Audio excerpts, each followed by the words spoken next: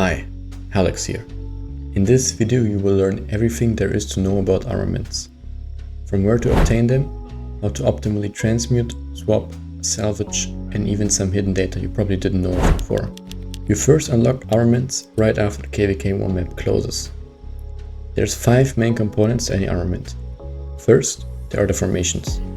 The ones used for open field are mainly Wedge for any skill damage marches, Pincer for smite damage, Delta for combo damage, Arch for normal damage, does not specify in smite or combo, and lastly V for ranged marches. The second component is the type of armament. The top left is the scroll, the top right is the instrument, the bottom left is the emblem, and the bottom right is the flag. The third component are the slots in the armament itself. Each armament has 3 available slots. In the top 2 types, which is the scroll and instrument, you have attack, defense, and either health or all damage. In the bottom 2 types, so the emblem and flag, you also have the option of march speed. For Cav and Inf, this is in the attack slot. For Archer and Siege, this is in the defense slot. The fourth component are inscriptions. These can only be on epic or legendary armaments. Each different type of armament has their own white inscriptions that are the same across formations, ranging from extra health to march speed and damage bonuses or reductions. Rare and specials, which are blue and legendary inscriptions, are always unique to formations. The fifth component that makes up an armament is the rarity. Only legendaries with inscriptions can be transmuted, and all legendaries can be swapped or inscribed. Epics and blues cannot be modified. Legendaries also have the highest base modifiers, ranging from 1.5 to 3.5 on attack, defense, health and march speed, and 0.5 to 2% on all damage. Purples range from 1 to 2.5% and 0.5 to 1.5% respectively. Inscriptions are also weaker and fewer on purple armaments. For example, Robust has 2.5% health instead of 3.5%.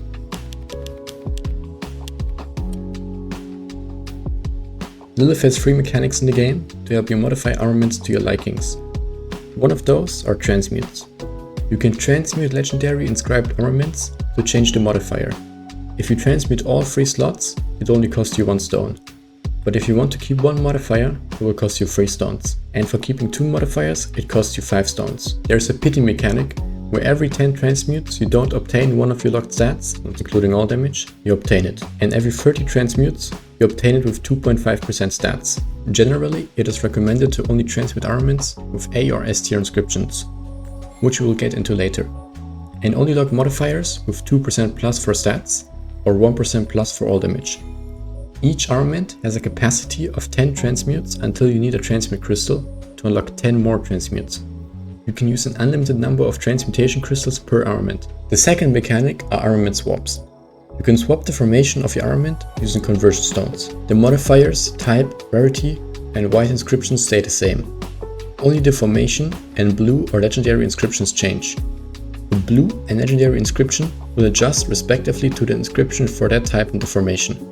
The third mechanic that helps you modify armaments are inscriptions. When you receive an inscription item from either the KVK shop or a courier station, you can put it on any legendary armament for that respective type and inscribe it. Note that all previous inscriptions get removed from that armament. After understanding what armaments are and how you can modify them, let's next go over how you obtain armaments. The main building for your armaments is the state forum. You have to select 3 formations to receive armaments from. The generally recommended are the previous mentioned open field armaments. Depending on what marches you run, you want to adjust the formation selected in the state forum. At max level, you can receive up to 20 armaments per day from the daily travels and 8 from dispatches. You upgrade the state forum using sage testimonies. You can either receive those from travels, dispatches, the courier station or gems. At the minimum, you should gem your state forum to level 10 to unlock dispatches. The courier station is the next and last building for your armaments. You can purchase 20 sage testimonies a week. Additionally, you can buy formation choice chest and transmutation stones. I do not recommend buying the formation choice chests and to only spend your coins on testimonies and transmutation stones. You get silver coins for recycling armaments with a variety of purple or blue. Legendary recycled armaments give you gold coins.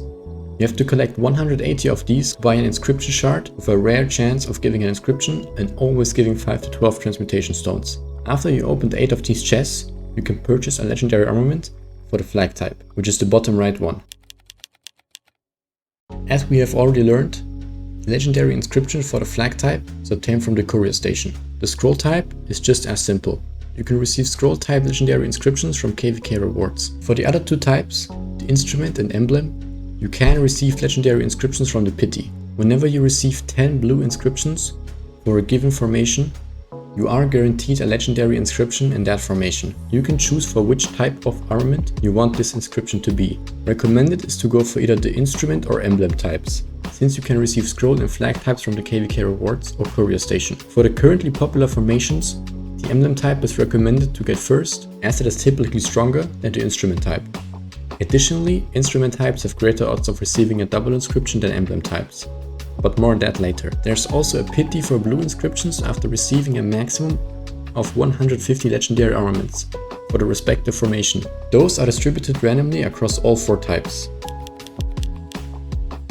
When you receive an armament from a blue formation chest, it has the following odds of being a legendary and inscribed. From an epic formation chest, the odds are roughly 4.5 times higher, and from a legendary chest, they are 26 times as high.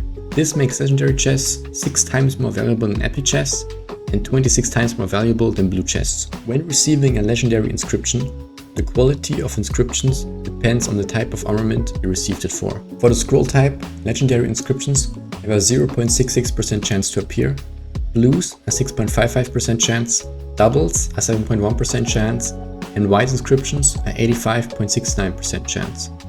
For the instrument type, the odds are the same as for the scroll type. When receiving a legendary inscription for the flag and emblem type, which also have the same odds, you have a 0.67% chance for a legendary, a 6.81% chance for a blue, a 3.55% chance for a double, and an 88.97% chance for a white inscription. We can already see that scroll and instrument types have a way higher chance of being a double inscription than flag and emblems.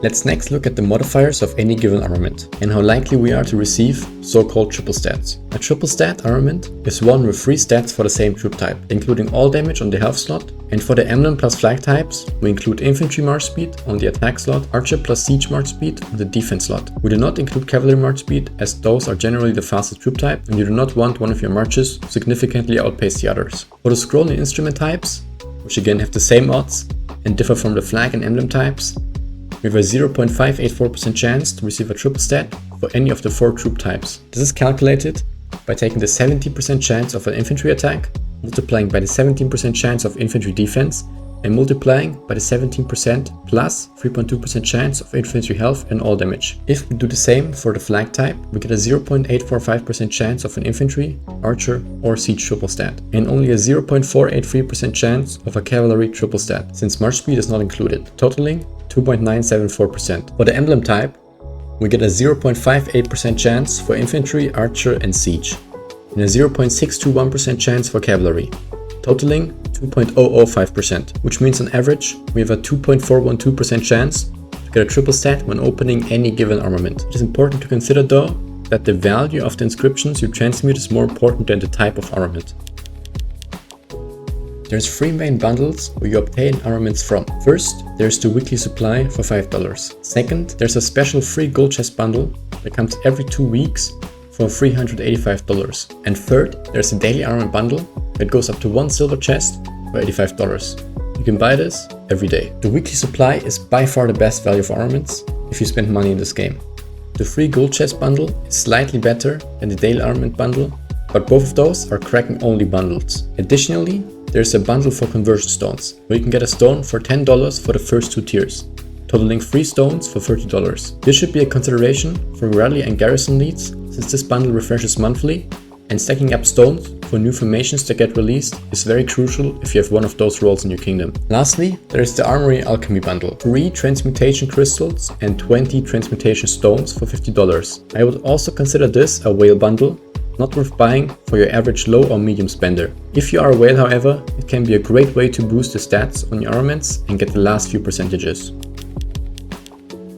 When you first unlock armaments, you want to choose one formation to focus all your boxes on. This depends on which marches you run, but since you are just about to play KVK2, it is currently most recommended to go with Wedge, or for the future, whatever damage type the field meta uses. You want to continue opening armaments for this formation until you pull a legendary from the pity and your pity resets to 0. After this happens, you can move on to a different formation. Preferably one you already have 1 or 2 pity in from daily travels and dispatches. Don't worry about only getting good armaments for one formation, since you can always use conversion stones to swap your armament, and a legendary inscription on the emblem slot holds more value than any blue or white you can get on other formations. I know it's enticing to always upgrade your armaments as soon as you get something good, but the best choice you can make for your account is to wait for a few days before the next KVK fight begins. That way, you can make the best choices based on the currently available resources. For the scroll type, the following inscriptions are worth rerolling and considered S tier. I am only considering Arch, Wedge, Pincer, Delta and V in this tier list. Here is the tier list for the instrument type, flag type and emblem type. Feel free to pause the video, take a screenshot or write it down somewhere. Rolling certain slots for certain troop types has a greater chance to give you your desired stat than others. For the scrolling instrument type, the first slot gives you a 70% chance of stats on the second slot. It is also a 70% chance and 20.2% on the third, due to all damage being on the slot. For the flag type, on the first slot, you have a 14.72% chance for cav, siege and archers, and a 28.4% chance for infantry stats, due to the march speed being on the first slot. The cavalry march speed is also on the first slot.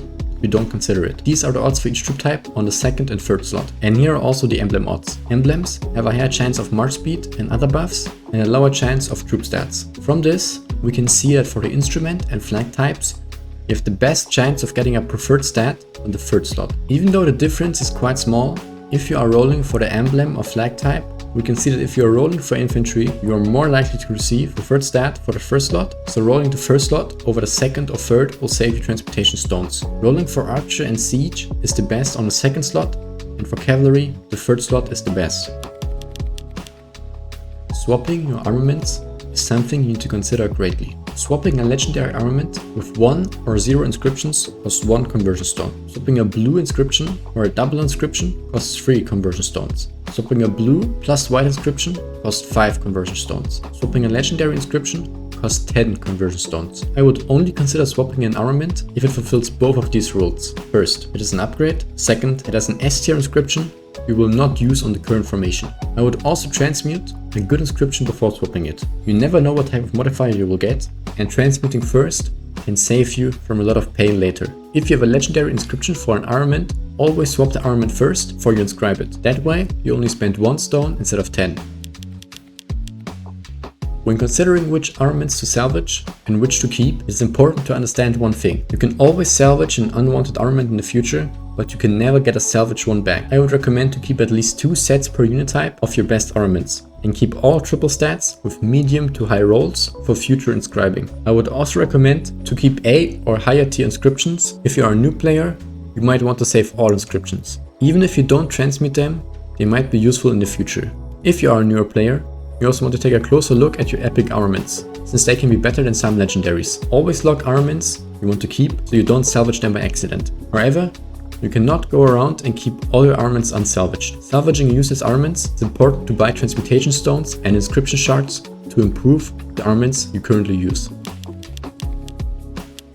Armament Reveal Thyself is an event that comes around once a month in KVK 3 or later. Free-to-play to medium spenders are advised to stay away from this event, as most armaments you can open are not worth the gems. Armaments obtained from this event do not follow the odds of normal armaments. The siege has a lower chance of appearing, and you also have a lower chance of getting an inscription if it is not revealed by the event. There's 2 main strategies you can use in this event. The first strategy is when your pity for a blue inscription is close to 0, you can open only legendary armaments for one specific type. If you're looking for a blue inscription on the emblem slot, it should be very easy as long as you keep opening for that specific type. The second strategy you can use is to only use the free refreshers and look for legendary triple stats. Even better, you can see the type or inscription. These cost around 72 to 144 tickets, or 3600 to 7200 gems, which is a very good price for a guaranteed triple stat armament. Regardless of if you find one of those triple stats, or if you can use the first method for blues, you should always get the 80 ticket chest for 4000 gems. It gives you a great armament for a good price. I hope you guys enjoyed this video. Share it with your friends, subscribe, like and leave a comment. See you next time.